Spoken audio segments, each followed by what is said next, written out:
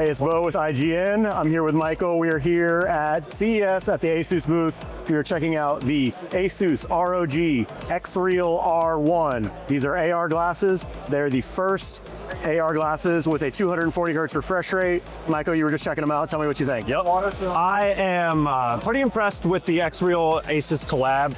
I've used XREAL glasses before, and you get this virtual theater space in the glasses, and like that's not new. But the new part, like you said, is the 240 hertz with AR glasses. And that's going to apply to a pretty small subsect of people who demand that kind of thing. But the fact that it exists is a big deal. And you know, ASUS always likes to put out high-end products. Like they want to be, like the ROG brand is built around having the high-end products. That's what you saw with the Xbox Ally X. It's the top-end handheld model with AR glasses collaborating with XREAL. Now, you got the best AR glasses that you've seen so far. And I think when you push it to its limit, I was playing Monster Hunter Wilds on PC with 240 hertz through the dock that comes with the glasses. The clarity, the FOV, the resolution, and the frame rate that you get from it's really impressive, and it's starting to really bridge the gap between an actual TV and what you get out of the glasses.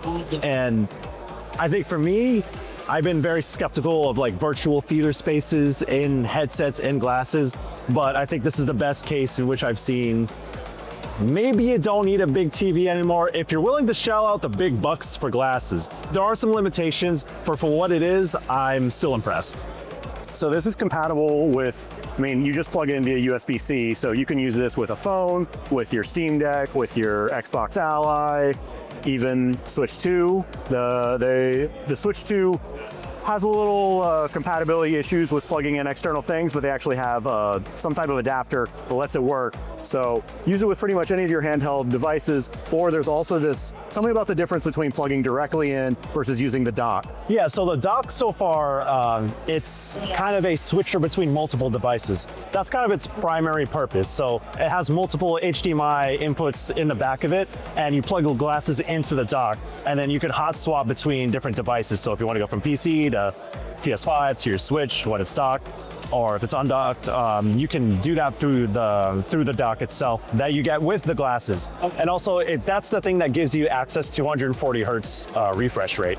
So you're not going to get 240 hertz straight with the glasses into a device. You need to use the dock. So that is one limitation.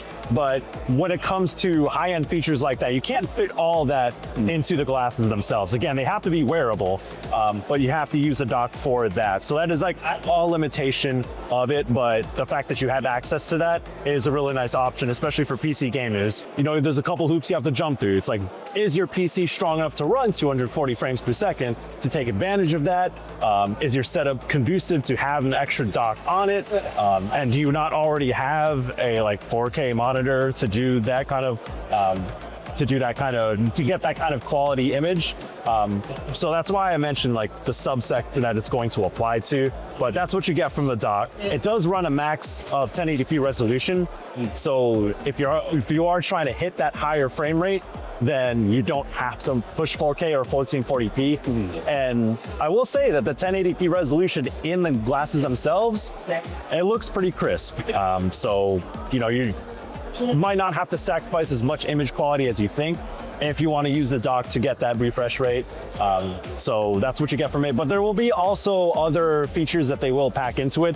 Not all of it is available yet because these glasses aren't out yet, and they're not going to be out for a couple more months down the line later this year. But you will also have full control of the ASUS software through the dock as well. There are controls on it, and you're able to customize it as if it was a TV. And all the different features that are packed into the glasses, you will be able to control through the dock. And there is some control that you have on the glasses themselves, but it's more of like a quick menu, I would describe it as. You can swap between transparency mode if you need to like see something in the world. Also volume control, and if you want to have the screen static in front of you, or if you want it to follow wherever you're looking, those are like the quick options that you get on the glasses themselves. And you also get the speakers. And the speakers are we're in a loud environment, but I put my ear like right next to the speakers, and it produces like pretty decent bass. That's always. I was able to actually hear it, despite the fact that we're in this really loud room. So, and that's always like my concern when it comes to when I see speakers on VR headsets, for example. It's like, well, how good are they, and are they able to like have punchy bass? But for what they are, I think the sound quality is pretty decent. I would like to test it in a more conducive environment, but from what we've seen, from what we've heard so far, they do work quite well. Yeah. No. So speaking of VR, now these are not VR glasses; these are AR glasses. So they've got the screen; it projects the screen sort of in front of you. But Michael, you used the Steam Frame earlier this year, so that is a VR headset. But they also do AR and do the virtual theater space. So, in your experience, having used both devices, how do you feel like they compare? The big thing in my mind is that because these are glasses, you're limiting your peripheral vision.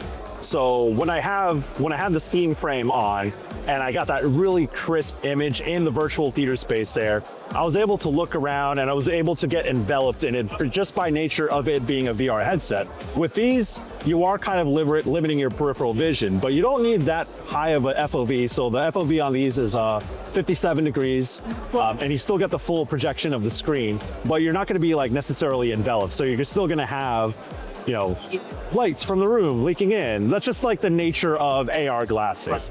Of course, different products with different purposes, but that is something that if you're thinking about having a device instead of a big TV, that is one thing you would want to consider. But with these, I think it's much more convenient because you're just slapping on a pair of glasses. I mean, I think another concern I would have too is weight.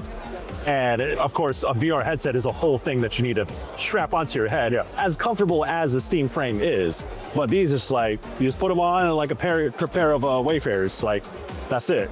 Yeah, I mean, you could just wear them as normal glasses. They might look a little goofy, and they're. I don't know. I might get jumped. I'm not wearing those in public. I mean, it's like, but I can see you perfectly fine. Like, there's a little bit of distortion because I'm like looking through the little lenses here, but I could actually fully easily walk around, and you don't have to deal with like the Apple Vision Pro where it's like taking a video and then showing you that video. Like, this is full direct pass through. It just full pass through. It just shuts down the screen, and then you're actually seeing through just the lenses themselves. Yeah. It does get a little warm. I could feel like getting a little warm around here because there is like hardware built into it, so there will be some level of like hardware that you have to like strap onto your head with these glasses, but it's nothing. It's not super weighty. It's not going to like weigh you down. It's not uncomfortable. So once again, these are the ASUS ROG XREAL R1 AR glasses, available later this year, but we don't have a release date yet, and we don't have a price point yet either. We're suspecting Q2, and if you look at XReal's other glasses, upwards of the 600 range for their top end. This is more of a premium product, so think higher than that. Yeah. So stay tuned for more info on these AR glasses, and for everything else, gaming and tech, keep it with IGN.